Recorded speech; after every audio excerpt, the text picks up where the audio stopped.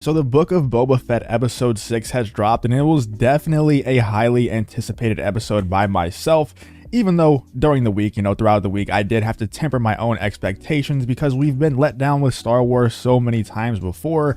And after seeing the ending and where it looked like this episode was going to go, it was hard to not get extremely overhyped for this episode, so I definitely did have to temper my own expectations. For a lot of people, this episode really delivered. It had a lot of characters that everyone loves. Everyone who's a Star Wars fan loves. By the way, spoiler alert before I get into this, if you haven't seen the episode, go check it out because this is going to be heavy spoilers. But everyone loves Ahsoka, everyone loves Luke, and now everyone loves Grogu. We love Din. That's just how it is. I don't think everyone loves Boba Fett anymore, but that's a different story because he's not really in this episode. He's not really in this show too much anymore, which is, I think, the best part about it, because I really didn't enjoy the Boba Fett parts of this story. But when it comes to this episode, I'll be honest with you, I didn't really love it that much, even though it has a lot of the characters that we love, all the stuff that we've wanted to see for a long time, or all the characters that we've wanted to see for a long time in live action again, or for some characters we haven't seen them until the Mandalorian universe, like Ahsoka, and now we're getting Cad Bane for the first time. That stuff is really cool. Seeing those characters is really cool, but there's just something off about this episode. There's something off about this show where it just doesn't have the Star Wars feel for me, and I know that phrase is getting annoying, but there's something about Star Wars that you can't put your finger on, or maybe it feels low budget. Maybe it's not just the Star Wars feel.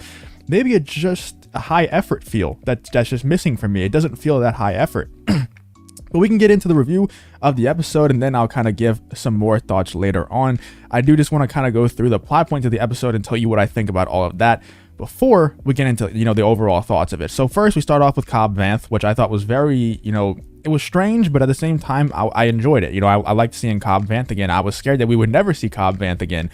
So I like that they brought him back for this episode, and he starts off interacting with the Pikes. And, I understand that they're trying to give the Pikes a lot of screen time to build them up for the finale, because I'm sure it's going to be, Boba Fett's group with Din Djarin and maybe even Grogu, who knows. We'll talk about a little bit of speculation later on, and in a stream either today or tomorrow, we'll go into some deeper speculation. But we'll definitely see the Pikes in the finale, I believe, as the main villain. I don't know for sure. Star Wars, especially this Filoniverse stuff, has a way of leaving us on cliffhangers. So maybe we'll not fight the Pikes until season 2, because we're not really seeing too much of that Boba Fett versus the Pikes stuff. Anyway, Cobb Vanth interacts with the Pikes. He kind of, kills a few of them, lets one go, and then dumps out the spice and lets it blow in the wind. All that stuff. Good job, Cobb Vanth. You're a great marshal. All that, whatever. Then goes to arriving on the planet that Luke and Grogu are on and starts interacting with R2. I thought this was fine. It was great. I thought that seeing R2 again was great. I don't really understand why he shut down, but I guess he was under orders maybe from Luke to shut down if anyone was trying to find him. I don't know why he shut down. But I thought that, seeing Din interact with R2 was great. There was nothing wrong with that. I had a great time watching that part, and I was very much looking forward to the future, even though in the back of my head, I was like, I just know we're not going to see Luke and Grogu. There's something's going to happen to where it's going to stop Din from seeing Luke and Grogu. There's no way. It's too easy. It's too good to be true, and that's something that I'll probably bring up a lot in this review, is that it feels too easy. We're not working for this stuff. It's just given to us with no build-up, with no... Like I said, it's too easy. We don't have to try for it. There's no want, I don't know how to describe it exactly, but that's the only way I can think of to describe it, is that it feels a little bit too easy. Then we get to see Luke and Grogu once again. Luke and Grogu meditating, that was dope. And then we got to see them train a little bit before we go back to Din. And then Ahsoka finds Din, after we see the Luke and Grogu training just a little bit. We get to see them train a little bit more later on. Ahsoka finds Din, and I thought this was extremely strange that we saw Ahsoka in this episode, and that's where I start to be like, what is happening here? Like, what am I watching a little bit? It felt like they really knew that they messed up with the first 4 episodes of the show, so now they're just giving us everything that we wanted. Well, and by everything that we wanted, I kind of mean just the characters, because that's all they're really doing is just throwing cameos at us, and I think that's a very weak way of telling a story. And Star Wars fans really eat that stuff up for whatever reason. We really love, and myself included, we really love seeing these characters that we love show up and stuff, even though it doesn't make too much sense. And once again, it feels a little bit too easy that Ahsoka is already with Luke. We didn't have to work for that. We didn't have a big build up for that. And I think personally, that should be a big moment in a story that's centered around that happening. Maybe in the Ahsoka show, or in a different show, maybe a Luke and Grogu show. That's probably going to happen, especially with Shamook. By the way, I didn't mention this earlier, but Luke's face, that looked like Luke Skywalker with no question about it. Like the Mandalorian season 2 finale was fine. It really didn't look that good, to be honest.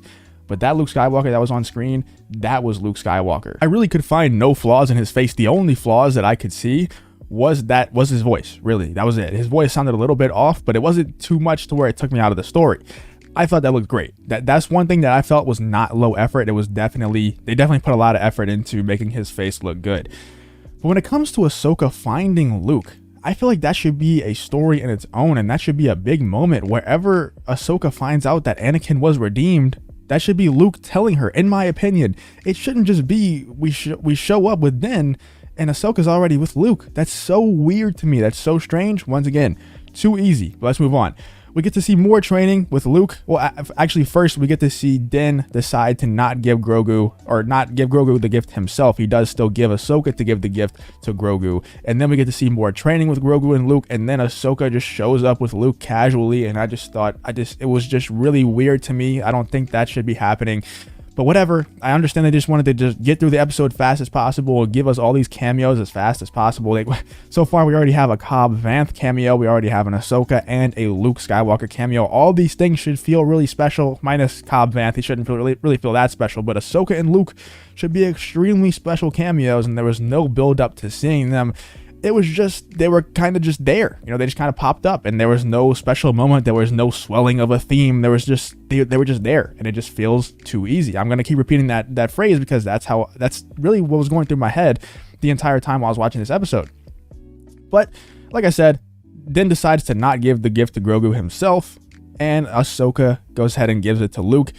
Then we go back to Tatooine and we see Cobb Vanth interact with Cad Bane. Now, this part of the episode is something that I really have no complaints about. I think that was really good, really well done. Very Western, obviously. They did that on purpose. Dave Filoni did a great job directing that part because he really did use shots straight out of Western movies.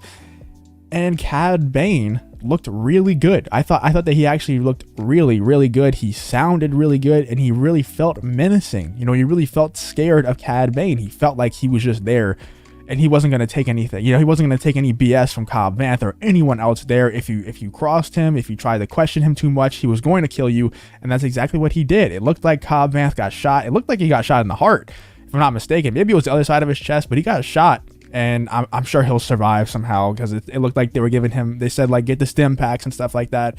So I'm sure he'll survive somehow, but he killed his deputy, that's for sure. He shot him like 3 times before they could even get a shot off. So that was really cool. I'm glad that Cad Bane looked like a cold-blooded killer, even though he did say to Cobb Vanth that Boba Fett is a cold-blooded killer, and that is not what he has been in this show at all. He's had one scene where he mowed people down in the Slave One, and other than that, he hasn't been a cold-blooded killer at all.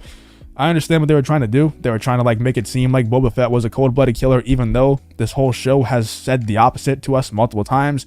But whatever. I thought that Cad Bane scene was really, really cool. I'm glad they put that in there. I'm glad Cad Bane showed up. It felt like, honestly, I'm not even a big Cad Bane fan, but it felt like the most meaningful cameo in this episode. And that's crazy because I love Luke Skywalker. I love Ahsoka. But their cameos just felt not pointless for sure. They definitely served a purpose, but it felt out of place, and it felt, once again, too easy. But it also feels very out of place that that's all happening in a Book of Boba Fett show.